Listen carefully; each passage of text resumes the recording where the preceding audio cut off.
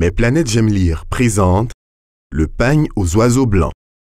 Un roman écrit par Elisa Villebrun et illustré par Timo Kosila. Si tu écoutes cette histoire en lisant ton magazine, tourne la page quand tu entends Chapitre 1. Un devoir pas comme les autres. Ce matin-là, la maîtresse nous avait donné un devoir pas comme les autres. Raconter le métier de nos grands-parents. À la récré, avec mes amis Wibléou et Gaspard, on n'entendait plus parler que de ça. Docteur, vendeuse de claquelots, professeur, taximan. J'interrogeais à mon tour Gaspard. « Et toi, tu vas raconter quoi ?» Il me répondit avec fierté. « Réparateur d'avion !» Fasciné, j'allais réclamer plus de détails. Quand Wibléou partit soudain en courant. Qu'est-ce qui lui arrive? M'étonnai-je. Gaspard fixa ses pieds couverts de poussière ocre et bafouilla. Wibléou n'aura pas d'histoire à raconter de nous. Mais pourquoi? Demandai-je. Mon ami continua, toujours aussi gêné. Wibléou vit chez sa tante. Sa vraie maman est morte quand elle était petite. Wibléou ne connaît pas ses grands-parents. Ils n'ont jamais accepté que les parents de Wibléou vivent ensemble. Ils étaient trop différents. Cela m'a attristé pour Wibléou. Je repensais à ce que maman me disait toujours. Il faut savoir d'où l'on vient pour aller loin. On est parti chercher Wibléou qui se cachait derrière le bâtiment des CM2. En nous voyant approcher, elle essuya vite ses yeux.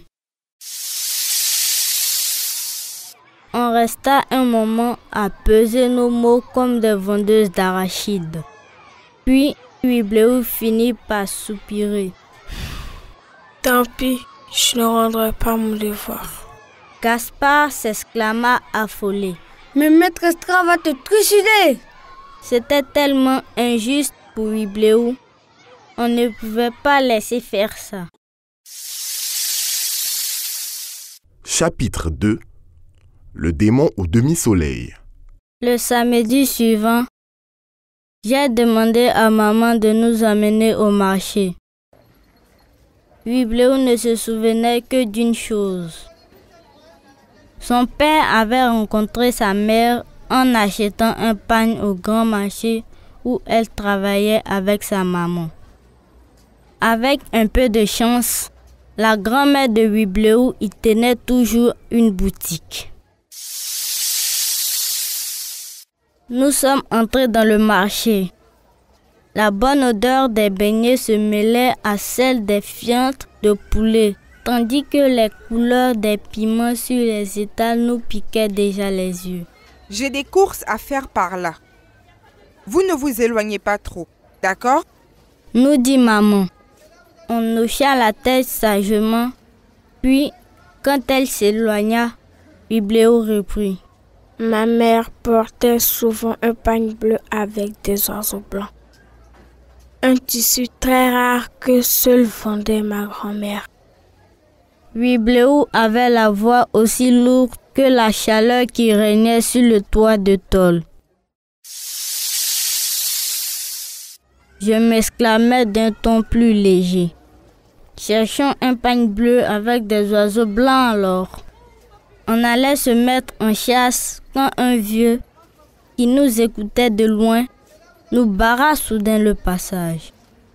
Son visage dépassait à peine de son boubou décoré de demi-soleil.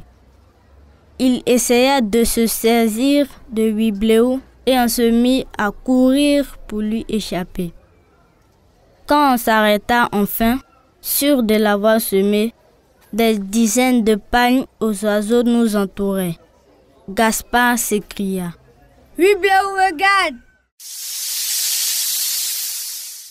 Notre ami contempla les tissus. Amusé, les marchands affluèrent comme une nuée de tisserands et se mit à se moquer de nous. Alors mes petits, lequel de vous deux veut épouser cette go? Gaspard et moi, on se regarda bizarrement. On n'avait que 8 ans. On était beaucoup trop jeunes pour se marier. Une des femmes reprit. Petit, tu sais quand même que les dessins sur les pagnes racontent des histoires comme tes bandes dessinées? Un attroupement s'était formé autour de nous. On allait partir quand soudain, le groupe de femmes se fendit en deux. Le démon demi-soleil nous avait retrouvés. Chapitre 3. Le pagne retrouvé. Le vieux se tenait devant nous, menaçant, quand il s'exclama d'une petite voix aiguë. « Que me voulez-vous » En réalité, le vieux était une vieille. Elle sortit soudain un morceau de tissu bleu et blanc qu'elle portait en collier, et Hublot cria de surprise. Il s'agissait du pagne de sa maman. Le visage de la vieille apparut. On aurait dit que Hublot se regardait dans un miroir, sauf qu'elle était caramel et la vieille chocolat. Je remplis le silence qui nous enveloppait. Grand-mère, Hublot est votre petite fille. La vieille fit aussitôt demi-tour et s'en alla. On ne pouvait pas avoir fait tout ça pour rien. Avec Gaspard, on se mit à la harceler comme deux moustiques. Grand-mère, revenez! Hublot est la plus intelligente de la classe. Et la plus jolie fille de toute l'école. Elle met des raclées aux garçons, plus courageuses que nous-mêmes. Là, on se dévisagea avec Gaspard, surpris de tout ce que l'autre venait de dire. Tourmentée de toutes parts, la vieille avait fini par s'arrêter aussi, mais pas à cause de nous. Devant elle, il y avait maman. Je m'attendais à me faire sacrement gronder. Embêter une vieille dame, ça ne se fait pas trop à la maison. Mais le regard dur de maman n'était pas pour moi. Il était pour la vieille.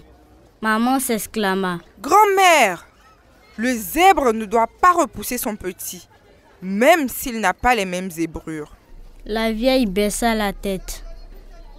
Maman continua d'une voix plus douce. « Grand-mère, c'est avec le vieux pagne qu'on tisse le nouveau. » Maman s'y connaissait en proverbe. Et là, j'ai compris que le vieux pagne c'était la grand-mère et que le nouveau c'était Hublot.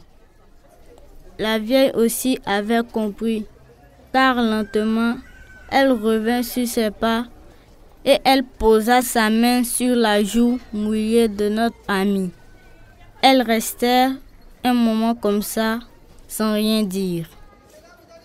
Puis la vieille passa son collier au cou de Hublot et murmura. « Viens me voir, tonton, petite. Je te montrerai comment je vendais des pagnes avec ta mère. » On avait réussi. Hublot aussi pourrait aller loin, maintenant qu'elle avait retrouvé son chemin.